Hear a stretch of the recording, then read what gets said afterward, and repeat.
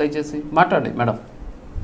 Sir, field visit చేస్తున్నప్పుడు ఆయా పరిస్థితులకు అనుగుణంగా వెళ్ళి మాట్లాడడం కావచ్చు, అంటే అర్థం చేసుకోవడం. ఇది వరకు మా చిన్నప్పుడు కూడా చూసినప్పుడు చంద్రబాబు నాయుడు గారు ప్రజలకి ఎక్కువగా అందుబాటులో ఉండరు, ఆయన ఒక సీఈఓ పరిపాలన ఉంటదని ఒకప్పుడు ఒక విమర్శ ఉండేది. కానీ ఆ విమర్శలన్నింటినీ కూడా ఫుల్ స్టాప్ పెడుతూ ఇవాళ ప్రజలతో మమేకం అవుతూ, అంటే ఆయన అనుభవం ద్వారా నేర్చుకున్నటువంటి ఒక విద్యత అనుకోవాలా, లేకపోతే ప్రజలకి ఈ రోజు ఏం కావాలన్నది కూడా, అంటే ఒక సాధారణ ఒక కుటుంబంలో ఇది వరకు రిచ్ అండ్ పూర్ అనేటువంటి ఒక కార్యక్రమంలో కూడా చూసాం సార్. వాళ్ళ ఇంటికి వెళ్ళి అక్కడ స్టే చేసి ఏ రకంగా వాళ్ళకి ఇంట్లో ఏమేమి అవసరాలు ఉన్నాయి అని అక్కడ మహిళలు అడిగి తెలుసుకోవడానికి, కానీ ఆ ఇంట్లో ఉన్నటువంటి ఒక చదువుకున్నటువంటి కొడుకు ఎటువంటి ఉద్యోగం కావాలని, కానీ అంటే ఇదొకటి మనం చాలా మంది ఉన్నతమైనటువంటి స్థితి నుంచి వచ్చిన వాళ్ళకి నిజంగా పూర్ పీపుల్ ఎలా ఉంటారు, మిడిల్ క్లాస్ పీపుల్ ఎలా ఉంటారు, మత్స్యకారులు ఎలా ఉంటారు, వాళ్ళ జీవన విధానం ఎలా ఉంటది అన్నది కూడా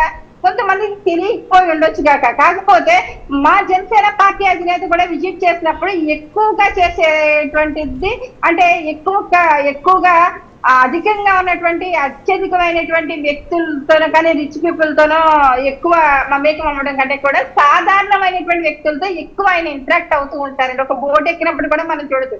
అది షూటింగ్ లో ఇంకొకటి కాదు, అంటే షూట్ చేసుకున్న వాళ్ళు షూట్ చేసుకుంటే వాళ్ళ స్థితిగతులను అడిగి తెలుసుకుంటారు. ఎక్కడికి వెళ్ళినా, అంటే బోట్ ఎక్కినప్పుడే కాదు, ఒక రైతుల దగ్గర గొట్టు మీద కూర్చొని మాట్లాడేస్తూ ఉంటారు, పొలంలోకి దిగి మాట్లాడేస్తుంటారు. ఇటువంటి మా అధినేత పవన్ కళ్యాణ్ గారు ఎన్నో సార్లు చేస్తుంటారు. అంటే మేము కూడా తెలుసుకోవాలని, అంటే రైతు కుటుంబం నుంచి వచ్చినా సరే కానీ అవి కూడా పూర్తిగా మాకు తెలియనప్పటికీ కూడా మేము కూడా వెళ్ళినప్పుడు ఫీల్డ్ విజిట్కి వెళ్ళినప్పుడు అలాగే తెలుసుకుంటూ ఉంటాం. ఇవాళ గౌరవ ముఖ్యమంత్రి గారు కూడా ఒక సామాన్య కార్యకర్త విధంగా ఈ రోజు ఫీల్డ్ విజిట్ చేయడం అనేది కూడా సాధారణమైనటువంటి ప్రజలు ఒక ఏ అవసరాలు ఉన్నాయి, వాళ్ళకి ఇబ్బందులు ఏంటి, అంటే ఇవాళ మా ఫిష్ వండారని చెప్తున్నారు సార్. ఇవాళ ఫిష్ కూడా పికిల్ పెట్టి విదేశాలకు కూడా ఎక్స్పోర్ట్ చేస్తున్నటువంటి పరిస్థితులు చూస్తున్నాం. అంటే ఎండు చేపలు అంటారు, అవి కూడా ఎక్కడికక్కడ ఎక్స్పోర్ట్ చేస్తున్నారో చూస్తున్నాం. అంటే మార్కెట్ ఉంది, ఆ మార్కెట్ ని కూడా ఏ విధంగా, అంటే ఒక గౌరవ ముఖ్యమంత్రి గారే వచ్చి వంటింట్లో చేపలు వండుతున్నారంటే